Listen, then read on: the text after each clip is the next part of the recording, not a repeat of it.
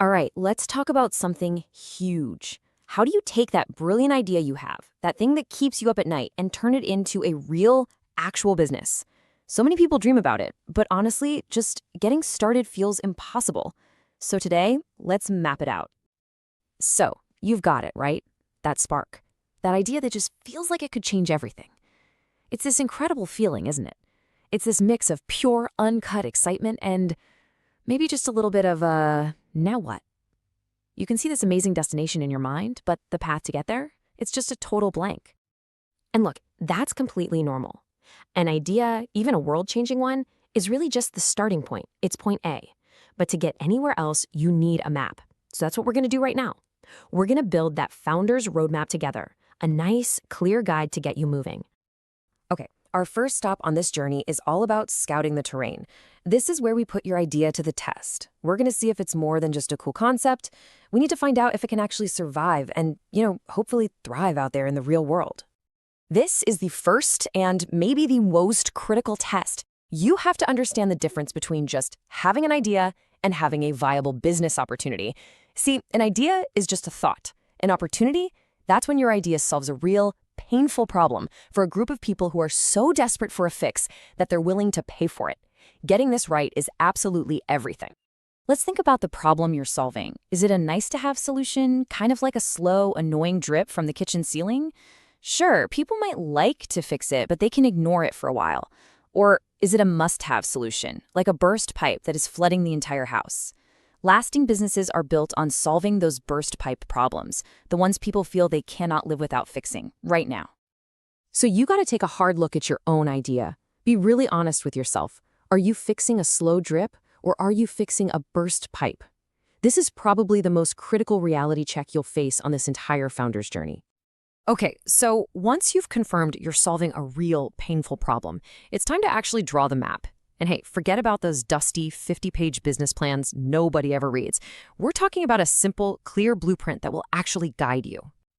Seriously, this is all you need to get started. Number 1, clearly state the problem you just identified. 2, describe your unique solution. How do you fix it?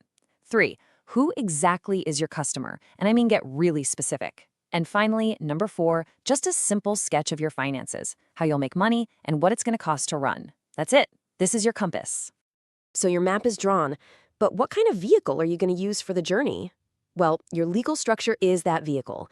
Are you a solo rider on a scooter, a sole proprietorship, or are you building a team inside a bus, a corporation? Each choice here, from a simple LLC to a partnership, gives you different levels of protection and complexity. Choosing the right one is a super important early decision. All right, with a map in your hand and your vehicle picked out, you're going to need supplies for the journey. This part is all about funding. It's the fuel that's going to power your expedition from where you are now to where you want to be. So where does that fuel come from? Well, a lot of times it starts close to home, with your own personal savings or maybe from friends and family.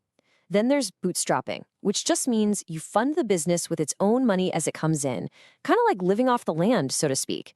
And then, of course, you've got the more formal routes like small business loans or angel investors.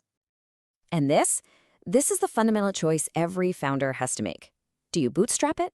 That means you maintain 100% control, but you'll probably grow a lot slower. Or do you go out and seek investment? That can feel like strapping a rocket to your business, but it means you're going to have to give up some of your ownership and some control. There's no right or wrong answer here. There's only the right answer for you. So we've scouted the terrain, we've drawn our map, we've gathered our supplies, and now we've arrived at the most important part of this entire process, actually beginning the journey.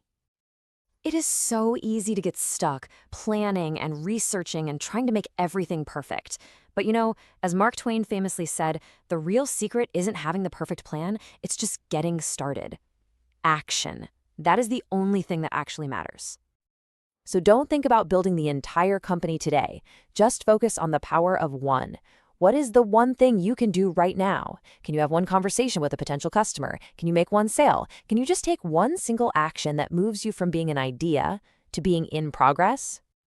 And that's where I'm going to leave you. We've built the roadmap together. The path forward is a lot clearer now. The only question left, and it's the most important one of all, is what's your first step going to be?